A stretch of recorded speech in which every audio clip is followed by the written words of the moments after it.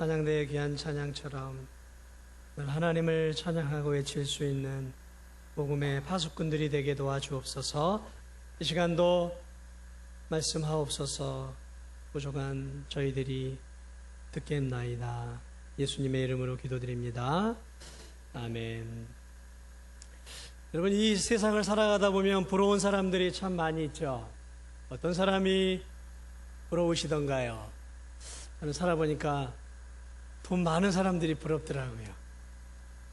돈이 많아야 내가 쓰고 싶은 대로 인심도 후하게 베풀 수 있고, 내 자존심도 지킬 수 있고, 좀 의시되면서 살아갈 수 있는 것 같아요. 참 많은 사람들이 부자를 부러워합니다. 그리고 그 부자를 향해서 부자가 되기 위해서 애를 많이 쓰죠. 저는 간단한 그냥 일반적인 부자를 말하는 게 아닙니다. 적어도 좀 자가용 비행기가 있는 좀 큰 부자를 얘기하는 거예요. 부자에다가 말이죠, 더 부러운 사람이 있다면 어떤 사람이겠습니까? 큰 부자인데 아이고 허리야 하고 이렇게 그냥 거동도 불편하신 분이라면 별로 그 부가 부럽지 않아요. 그런데 여러분, 젠틀하고 핸섬하고 건강한 젊은이가 그런 부를 가지고 있다고 생각을 해보세요. 얼마나 많은 사람들이 부러워하겠어요. 거기다 높은 관료직에 있다면 더더군다나 이 사람은 대단히 많은 사람들의 부러움을 살 수 있겠죠. 아마도 이런 젊은이라면 저런 결혼정보업체에서도 아주 VVIP에 속하는 특등 신랑감이 될 것입니다. 오늘 우리가 읽은 이 성경에 나와 있는 한 젊은이가 있는데, 이 젊은이가 바로 그런 사람이에요. 오늘날로 치면은 VVIP, 아주 특별한 사람인 것이죠. 그는 참 복된 젊은이였어요. 저는 이 성경을 보면서 이 젊은이가 얼마나 복된 젊은이였는지 너무 부러웠어요. 왜냐하면 이 젊은이는 세상적으로 가질 수 있는 것들을 다 갖고 있었던 사람이에요. 아쉬울 것 없이 쓸 수 있는 돈이 있었어요. 관료직에 있었던 사람입니다. 젊었어요. 그가 이 젊은 나이에 어떻게 이 모든 것들을, 세상이 추구하는 것들을 얻게 되었는지 성경은 기록해 놓고 있지 않지만, 어쨌든 그는 사람들이 성공이라는 사닥다리를 통해 얻고자 하는 대부분의 것들을 붙잡고 있었던 0.001%의 특권층에 속한 사람이었습니다. 자, 그런데 제 마음을 더 사로잡았고 저를 더 부럽게 했던 것은 이 사람이 세상적인 외적인 성공만을 붙잡았던 사람이 아니라 사실은 내면적인 복도 함께 붙잡고 있었다는데 저의 질투를 유발시켰어요. 여러분, 이 사람은요, 구약의 하나님을 믿고 있었던 사람이었어요. 율법을 신실하게 지켰습니다. 오늘날 우리가 알고 있는 이 10계명을 준수하기 위해서 무던하게 애를 썼던 아주 종교적인 사람이었어요. 여러분, 큰 부자고 관료고 또 이 젊은이가 어려서부터 회당을 다니면서 하나님을 섬겼고 율법을 지키기 위해 어린 시절부터 주일학교겠죠. 주일학교를 나와서 신앙생활을 열심히 했던 학생이었다라는 것이죠. 표준적인 신앙인이었어요. 스탠다드. 정통 신앙인이었습니다. 조상들의 신앙을 이어받아 하나님을 믿고 부활을 믿고 있었어요. 큰 부자였지만 그에게는 이 큰 부가 그의 마음을 빼앗았던 게 아니라 그의 마음이 어디 있었냐면 내세가 있었어요. 내세. 영생에 대해서 관심이 많았던 사람이에요. 여러분, 되게 큰 부자들은 그 가진 돈을 가지고 어떻게 하면 이 현세에서 복을 누릴까, 거기에 관심들이 있어요. 그런데 이 젊은이는 큰 부자였음에도 불구하고 어디에? 죽음 이후에 대한 영생에 대한 관심이 많았던 젊은이였다라는 것이죠. 이 청년은 그 부를 가지고 있으면서도 세상의 쾌락과 세상의 연락과 세상의 즐거움을 추구하는 젊은이들과는 다르게 자기를 절제할 줄 알았고 자기를 제어할 줄 알았고 근신할 줄 알았던 신실한 젊은이였다라는 거죠. 여러분이 매주 교회에 오십니까? 그 사람도 매주 회당에 가서 하늘의 하나님께 예배를 드렸던 사람이에요. 살인하지 말라, 간음하지 말라, 도적질하지 말라, 그리고 내 이웃의 것을 탐내지 말라, 이런 부모를 공경하라, 이런 인륜에 관련된 것들을 아주 잘 준행했던 도덕적인 사람이었고 윤리적인 사람이었고 대단히 상식을 갖고 있었던 지성인이었단 말이죠. 어려서부터 흐트러짐 없는 완벽에 가까운 삶을 살아왔던 사람이에요. 여러분, 이 청년처럼 여러분도 법 없이 살 수 있겠습니까? 경찰이 없어도, 몰래 감시 카메라가 없어도 여러분 속도를 준수하며 운전할 수 있겠습니까? 이 젊은이는 그런 사람이었어요. 사람이 보든 보지 않든지 간에 자기가 해야 할 율법은 철저하게 준수했던, 법 없이 정말 살 수 있었던 사람이었던 것이, 인생에 대해 진지하게 고민할 줄 아는 청년이었어요. 여러분, 젊은이가 내세에 관심을 가지고, 영생에 관심을 가지고, 인생의 부활에 대한 관심을 가지고 산다라는 것, 이거 쉬운 일 아닙니다. 더군다나 이런 부자가. 그러나 이 청년은 대단히 철학적이었어요. 생각이 깊었어요. 어떻게 이 짧은 인생길 이후에 내가 영원한 영생의 삶을 얻을 수 있을 것인가 고민했던 사람이었다라는 거죠. 깊은 영적인 갈망이 있었어요. 깊은 영적인 목마름이 있었던 사람이었다라는 것이죠. 여러분, 이 청년이 이제 어떤 청년인지 좀 감이 잡히세요? 이 청년은 보통 청년이 아닙니다, 여러분. 저는 이 청년을 보면서 와, 이런 청년도 있었구나.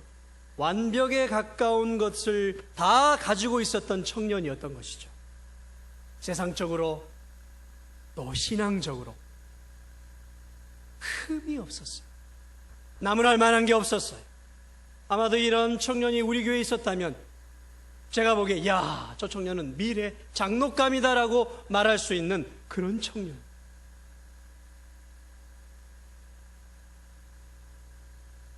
영혼에 대한 열정과 열심,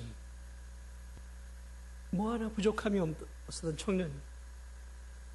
자, 그런데 저를 더 놀라게 했던 것은 이 청년이 말이죠, 그 인생의 깊은 목마름을 해결하기 위해서 누구를 찾아왔냐면 당대에 뛰어난 랍비들을 찾아가야 할 이 청년이 랍비들이나 영적인 제사장들을 찾아가지 않고 지금 누구를 찾아왔냐면 예수 그리스도를 찾아왔다라는데 우리가 한 번 더 놀라야 한다라는 것이죠.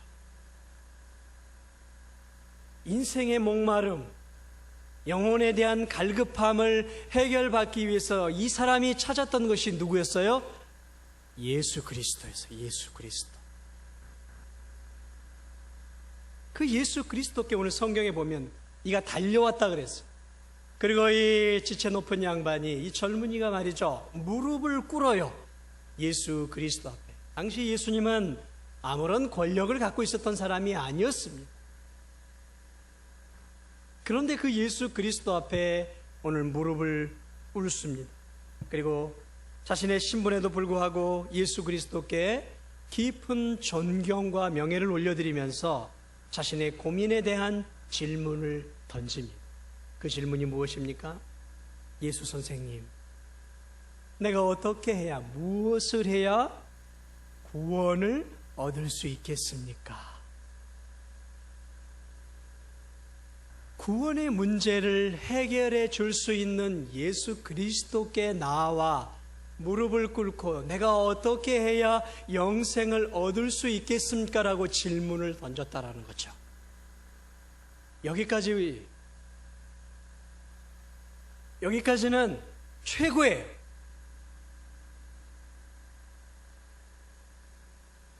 여러분은 한번 질문을 드립니다. 여러분은 영생의 문제를 해결함 받기 위해서 예수 그리스도께 나와 무릎을 꿇어보신 적이 있으십니까? 영혼의 갈망을 해결하기 위해서 주 예수 그리스도여 내가 어떻게 해야 하겠습니까? 라고 여러분 진지하게 주 예수 그리스도께 무릎을 꿇는 겸손한 마음으로 기도하고 외쳐보셨습니까?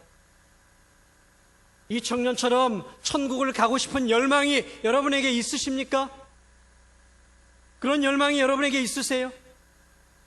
그 세상의 어떤 것보다도 중요한 것은 이 땅이 아니라 죽음 뒤에 영원한 세계다라는 그 열망을 가지고 오늘 이 청년은 그 목마름을 해결하기 위해서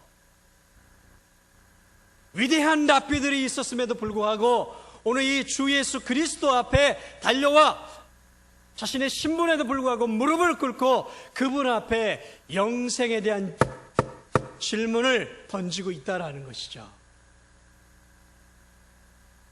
여기까지는 위대했어요. 여기까지는 흠잡을 데가 없었어요. 여기까지는 우리 모두가 따라가야 합니다. 자, 그런데요, 지금부터가 문제예요. 세상 사람들이 보기에 완벽해 보였던 이 청년에게도 하나의 부족한 게 있었어요. 그것은 주변의 사람들은 전혀 감지해내지 못하는 깊은 마음으로 또 보여지는 흠이 하나가 있었어요. 그 청년도 알지 못했습니다. 주변에 있던 많은 동료 신앙인들도 알지 못했어요. 그런데 물꽃 같은 눈을 갖고 계시는 우리 주 예수 그리스도의 눈에는 그 청년의 흠이 하나 보였어요. 그 흠이 무엇일까? 그 흠이 오늘 여러분의 흠일 수 있어요. 여러분 오늘 귀를 기울여 이 완벽한 청년의 흠이 무엇인지를 여러분 잘 예수님을 통해 들어보시기 바랍니다. 선한 선생님, 내가 무엇을 하여야 영생을 얻으리까? 라고 질문을 예수님께 던졌어요. 그런데 이 질문을 마태복음 19장 16절에서는 이렇게 정확하게 표현하고 있어요. 선한 선생님이야, 내가 무슨 선한 일을 해야 구원을 얻을 수 있겠습니까? 그러니까 이 청년은 지금 행위의 관점에서 지금 예수 그리스도에게 구원을 녹화하고 있는 거죠. 선생님, 제가 율법을 완벽하게 지키려고 어려서부터 노력을 해왔는데 제가 살아보니까 뭔가 하나가 좀 부족한 것 같아요. 아무리 내가 이 율법을 지켜도 그래도 제가 구원을 받는 데는 뭔가 좀 부족한 것 같은데, 선한 선생님, 저는 당신을 존경하고 당신을 인정합니다. 그러니까 좀 알려주세요. 제가 혹시 지키지 못했던 어떤 보이지 않는 율법, 보이지 않는 선한 삶, 남들보다 더 탁월하게 살아야 되는 어떤 선한 삶이 있다면 그걸 저에게 좀 알려주세요. 그러면 제가 그것을 지키겠습니다 라는 뜻이죠. 자, 다시 말해서 이 청년은 지금 구원을 은혜의 관점에서 접근한 것이 아니라 어떤 관점이죠? 행함, 선한 일을 행하는 행위의 관점에서 접근해 들어가고 있다는 것이죠. 잘못되었죠. 지금 대단히 잘못된 관점으로 접근해 오고 있다는 것이죠. 다시 말하면 이 청년은 지금까지 살아오면서 구원을 얻는 것이 그리스도의 은혜와 하나님의 은총의 접근이 아니라 자신이 하나님이 주시는 그 율법들, 내 부모를 공경하라, 거짓말하지 말라, 살인하지 말라, 도적질하지 말라, 이러한 율법을 잘 준수하면 하나님이 그래, 너는 율법을 잘 준수했으니까 천국행이야, 이런 하나님의 칭찬을 받기 위해서 지금까지 살아왔다라는 것이죠. 여러분, 그러므로 이 청년이 예수 그리스도께 영혼에 대한 목마름을 가지고 나온 것은 당연한 일이에요. 왜냐하면 율법의 접근으로 선을 행하고 착한 일을 행하고 의로운 일을 하고 남을 돕는 이런 일들을 통해서 구원을 얻고자 하는 행위를 통해 구원을 얻고자 하는 사람들은 아무리 노력하고 아무리 착한 일을 하고 아무리 의를 쌓아도 절대로 만족함이 없어요. 절대로 천국에 대한 확신을 가질 수가 없어요. 절대로, 이건 100%입니다. 절대로 행위를 통해서 구원의 만족과 천국의 영생의 기쁨을 누리려고 하는 사람은 절대 만족을 누리지 못해요. 그래서 이 청년도 그 갈급함을 해소하기 위해서 주님께로 나와왔는데, 문제는 이 사람이 여전히 뭔가 새로운 선행, 다른 사람이 해보지 못하는 더 차원 높은 선한 삶을 예수 선생님이 가르쳐주면 내가 그것을 행하면 천국을 갈 수 있을 거라는 그런 접근을 가지고 예수께로 나와왔다라는 것이죠. 여러분 가운데도 그런 분이 있습니까? 그런 분들이 있어요. 주일 성수를 잘 하면 하나님이 나를 기뻐해서 내가 구원받을 것 같아요. 그런데 주일 성수를 잘하다가 몇 주 빠지면 이렇게 살아서 내가 구원 못 받지. 열심히 봉사할 때는 자기가 구원받을 것 같은 막 충만한 확신이 하늘 끝까지 올라가요. 세상이 두렵잖아요. 그런데 봉사 생활이 열심히 식어가고 기도 생활이 식어가면 구원에 대한 확신도 같이 뚝 떨어져 버리는 걸 보여요. 그러니까 자기의 신앙생활의 열심에 의해서 확신도 갖고 열심히 떨어지면 확신도 떨어져요.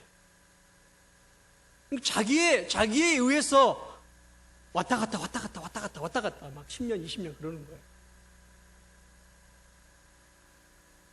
여러분, 구원을 얻는 것이 어떻게 얻는 것입니까? 우리의 행함입니까? 아니죠. 그리스도를 믿는 믿음이죠. 너희가 그 은혜를 인하여 믿음으로 말미암아 무엇을 받았나니? 구원을. 믿음으로 구원을 받았다.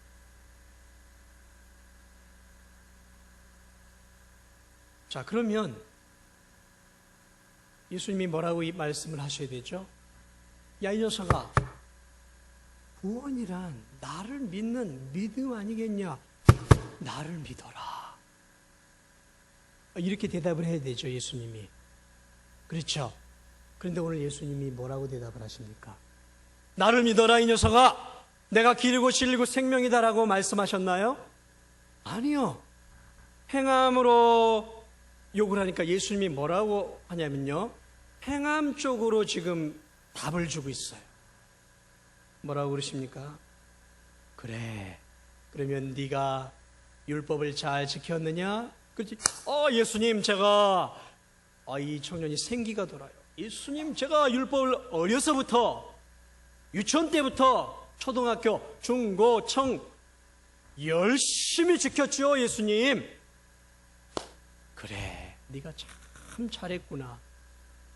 그러면서 예수님이 믿음을 얘기하지 않고 뭐라고 이야기하시냐면, 그래, 그런데 너한테 한 가지 부족한 것이 있는데, 네가 가지고 있는 재물을 다 팔아서 가난한 자들에게 다 나누어주고 그리고 나를 쫓아라 라고 말씀을 해요. 여러분, 지금 이게 순서상 볼 때 예수님이 그렇게 말씀을 하시면 안 되는 거죠. 왜? 나를 믿어라 라고 얘기해요. 왜? 행위의 관점이 아니라 믿음의 관점으로 이야기를 해줘야 되는데, 예수님은 지금 어떻게 해요? 행위의 관점으로 그를 끌고 가고 있다는 거죠. 왜냐하면 이 청년이 지금 행위에 충실하게 살아왔던 사람이었기 때문에 지금 예수님이 행위의 관점을 통해서 지금 어디로 끌어들이고 있냐면 믿음으로 지금 끌어들이고 있어요. 그러므로 예수님은 대단히 지혜로우신 분인 거죠. 탁월하신 교사예요. 자, 왜 예수님이 이렇게 말씀을 하셨을까요? 여러분, 우리가 예수 그리스도를 믿으려면 내가 예수님 믿습니다, 아멘, 이러면 끝이에요? 내가 예수님을 믿습니다, 하나님의 아들이심을 믿습니다, 예수님의 이름으로 기도합니다, 아멘, 그러면 내가 예수님의 자녀가 되는 거예요? 아니에요, 여러분. 마음으로 믿어 의에 이르고 입으로 시인하여 구원에 이르는 거예요. 그러니까 예수님을 믿는 것은 무엇으로 믿어야 되는 거죠? 먼저 마음으로 믿어야 돼요. 마음으로. 자, 마음으로 믿으려고 하는데 지금 이 청년을 바라보니까 마음으로 예수 그리스도를 믿어야 하는데 예수 그리스도를 믿는 그 마음의 길에 무엇이 있었냐면 커다란 우상덩어리 하나가 예수님께로 나오는 그의 마음의 밭에 딱하니 서 있는 거예요. 예수님은 그것이 무엇인지를 아셨어요. 무엇이었을까요? 물질이었어요. 물질. 예수님을 마음으로 믿어야 하는데 그 예수님을 믿는 그 사람의 마음의 길에 예수님께로 나오지 못하도록 물질이라는 부요함이 가득 그 길을 가로막고 있었다라는 것이죠. 그래서 예수님은 바로 예수 그리스도를 믿는 믿음의 길로 나오는 그 길목을 가로막고 있었던 그 물질의 장애물을 제거할 수 있도록 그에게 도전을 주고 있는 것이죠. 우리 성경을 보면 그는 부자라고 말하고 있어요. 그런데 누가복음서를 보면 조금 더 정확하게 이야기하고 있어요. 그를 큰 부자라고 말하고 있어요. 작은 부자가 아닙니다. 여러분 가운데 몇 억 갖고 있다고 나 부자야. 아이, 그러면 안 돼요. 그 부자 아닙니다. 부자는 어느 정도라고요? 전용 비행기가 이 정도 있고 전용 요트가 정도 좀 있어야 부자인 거예요. 오늘 이 청년은 그 정도의 부자였어요. 적은 부자가 아니에요. 큰 부자였어요. 돈이 넘쳐나는 부자. 그가 예수님께로 나오는 길목에 자리 잡고 있었다라는 것입니다. 그 재물이 예수님을 믿는데 장애물이 될 줄은 그 자신도 몰랐어요. 그리고 많은 함께 신앙생활했던 사람들도 몰랐어요. 그러나 예수님은, 마음을 통찰하시는 예수님은 그것을 보고 있었던 것이죠. 이 재물을 팔아 네 마음에 있는 나에게 다가오는 장애물을 제거하고 나를 쫓아라라고 했을 때 비로소 그 청년은 알았어요. 무엇을 알았을까요? 아, 내가 예수님보다 더 사랑하는 것이 있었고, 내가 하나님보다 더 사랑하는 것이 있었고, 내가 예수 그리스도께로 나아가는 데 있어서 장애물이 있다라는 사실을 비로소 그가 깨닫게 됩니다. 그래서 그가 처음으로 고민을 하게 돼요. 어떻게 해야 하는가? 예수 그리스도의 말씀대로 이 재물을 다 팔아서 가난한 자들에게 주고 마음의 장애물을 제거하고 예수 그리스도를 따를 것인가? 아니면 내가 이토록 사랑하고 나에게 기쁨과 소망과 위로와 힘과 나에게 권력과 명예와 나의 인생을 든든하게 받쳐주는 이 재물을 끝까지 붙잡고 살까를 심각하게 그가 고민하기 시작을 합니다. 두 마음이 심하게 싸웠을 거예요. 영생이냐 부활이냐, 이 땅에 충만한 삶이냐.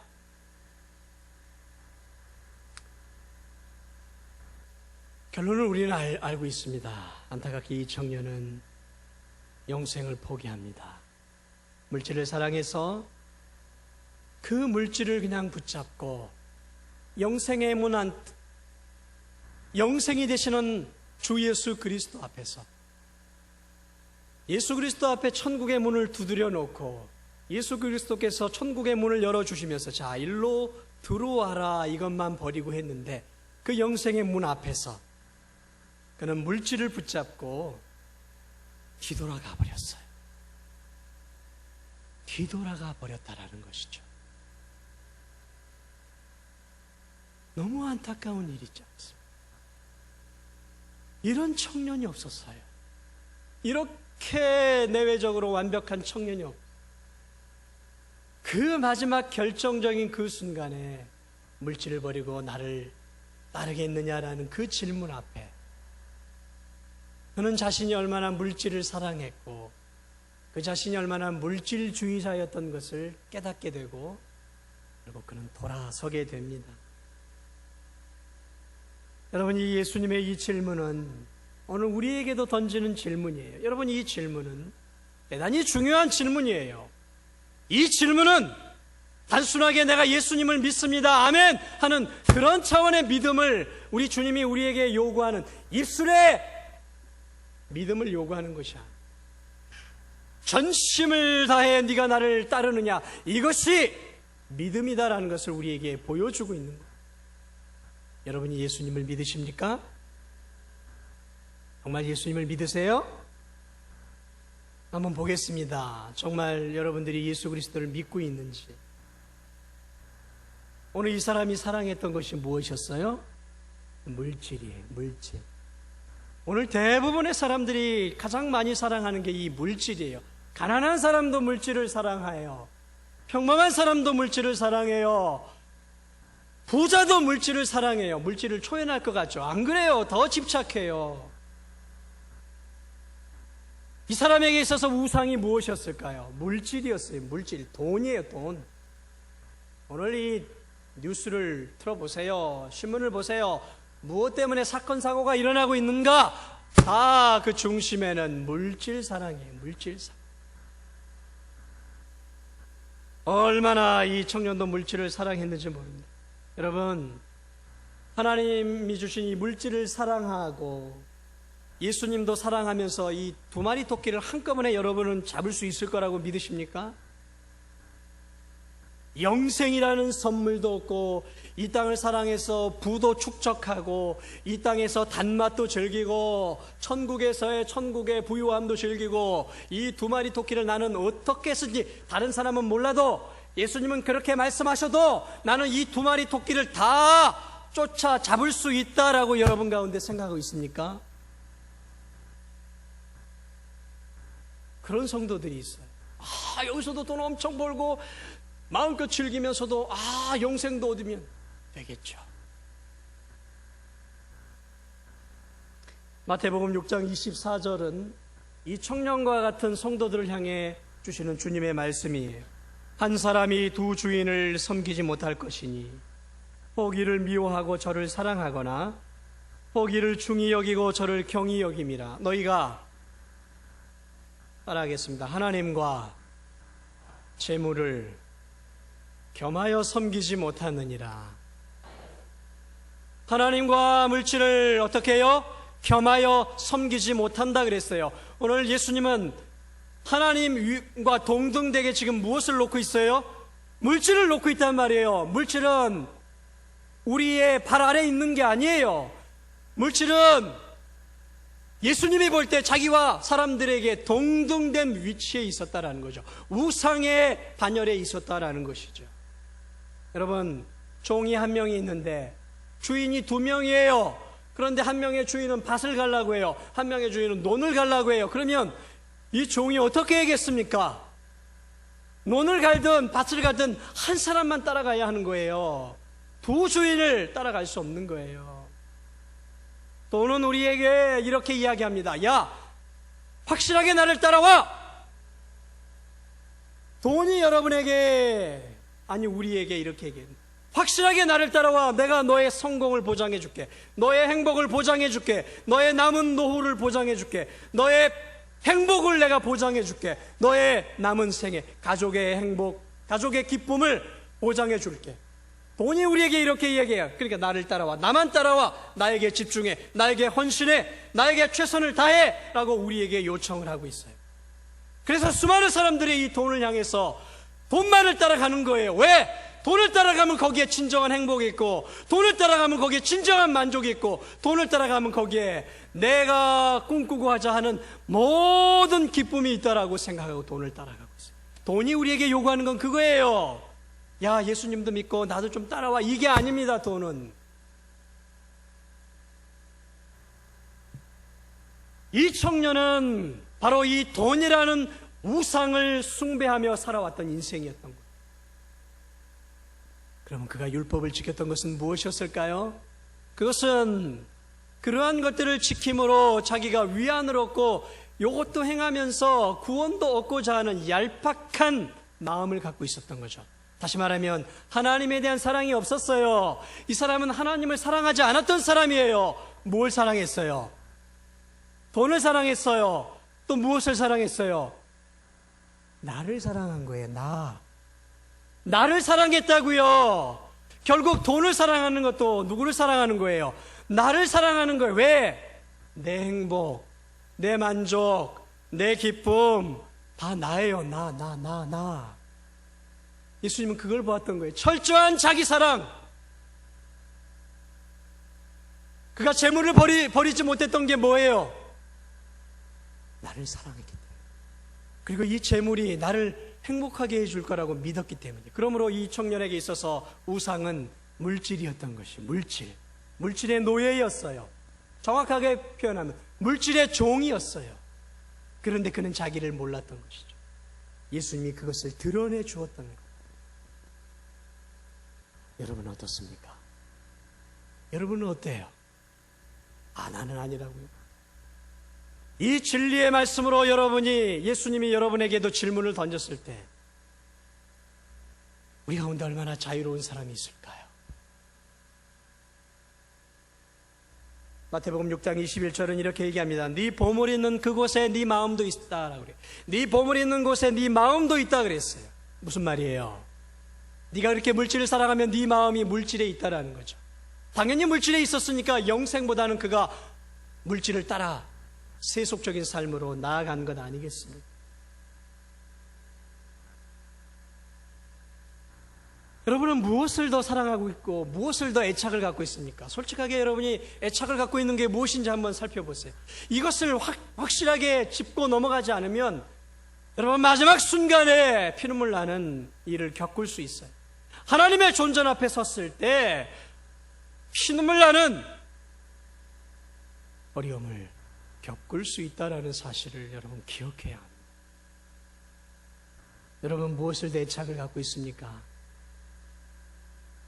물질입니까? 자녀입니까? 명예입니까?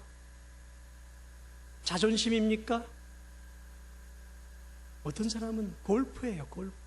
어떤 사람은 스포츠가 예수님보다 더 사랑해요. 스포츠에 빠져 있는 사람, 도박에 빠져 있는 사람. 저는 믿지 않는 사람들 얘기하는 게 아니에요. 그리스도인들 가운데 얘기하는 거예요. 취미 활동을 넘어서, 애착을 넘어서 자신의 기쁨이 되어주는, 예수님보다 더 기쁨이 되어주는 스포츠들이 있어요. 어떤 사람은 낚시더라고요. 어떤 사람은 골프예요. 어떤 사람은 가족이더라고요. 자녀들. 여러분이 그것이 무엇이든 간에 그것을, 그 한 가지 부족한 것을 여러분이 삶 속에서 잡아내지 못하면, 그 문제를 이 땅에서 해결하지 못하면 여러분 하나님 앞에 섰을 때 피눈물 나는 아픔을 겪을 수 있다는 사실을 기억하셔야 돼요. 여러분 이 청년은 오늘날로 치면 여러분처럼 예배드리는 사람들입니다. 여러분처럼 하나님을 위해 봉사하는 사람이에요. 여러분처럼 주를 사랑한다라고 입술로 고백하는 사람들이에요.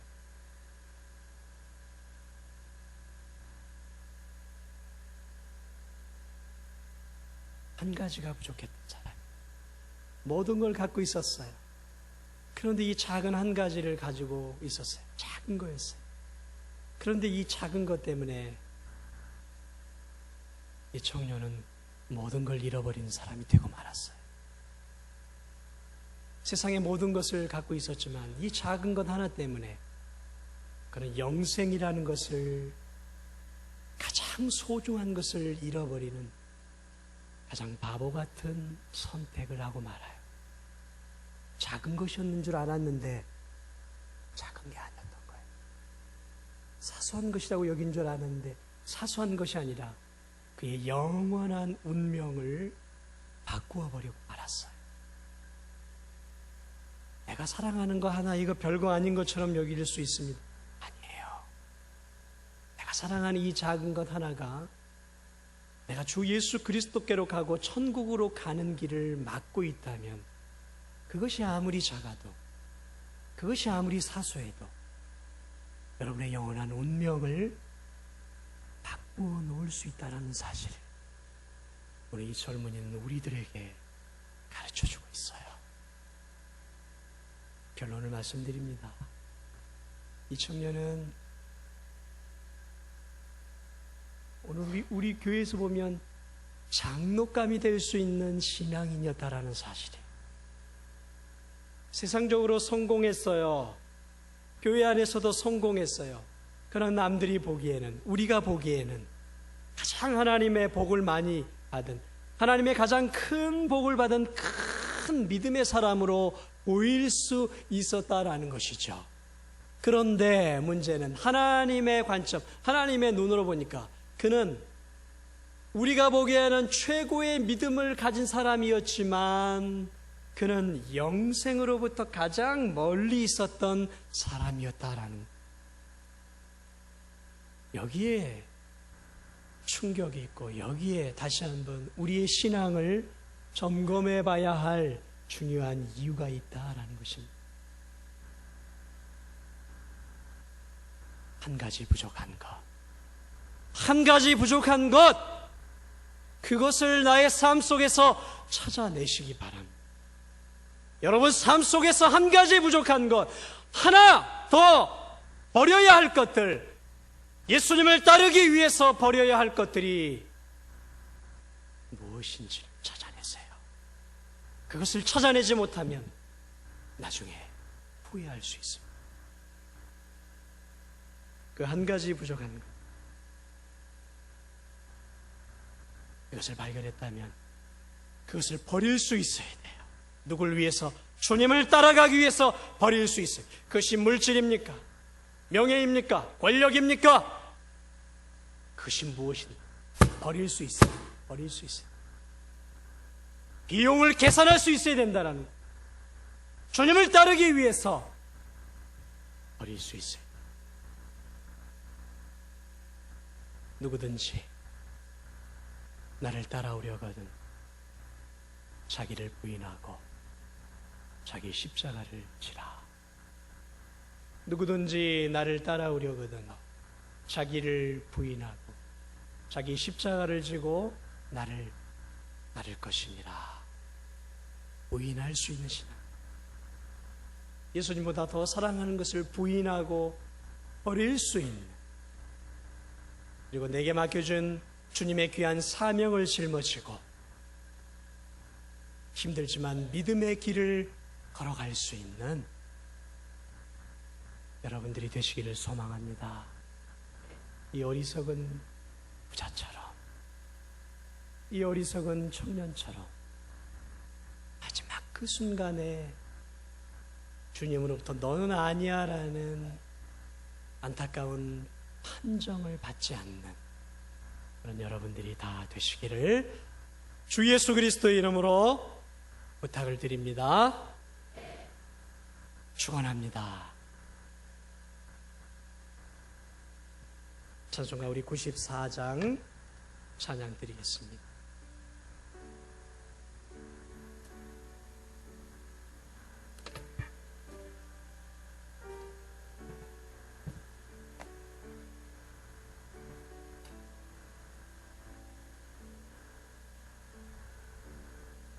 주 예수보다 더 귀한 것은 없네. 이 세상 부귀와 바꿀 수 없네. 영죽을 내 대신 돌아가신 그 놀라운 사랑 잊지 못해. 세상 즐거움 다 버리고 세상 자랑 다 버렸네. 주 예수보다 더 귀한 것은 없네. 예수밖에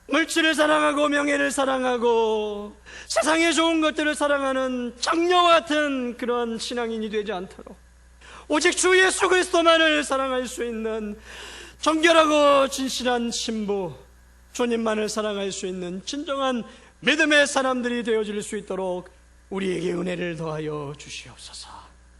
이제는 주 예수 그리스도의 은혜와 하나님 아버지의 넓고 크신 사랑과 성령의 인도부 교통하심, 남은 생에 주 예수 그리스도만을 사랑하고 주 예수 그리스도를 위해 주님을 쫓아갈 수 있는 그런 믿음의 삶을 살기로 다짐하는 사랑하는 성도들을 위해 이제부터 영원토록 함께 있을지어다.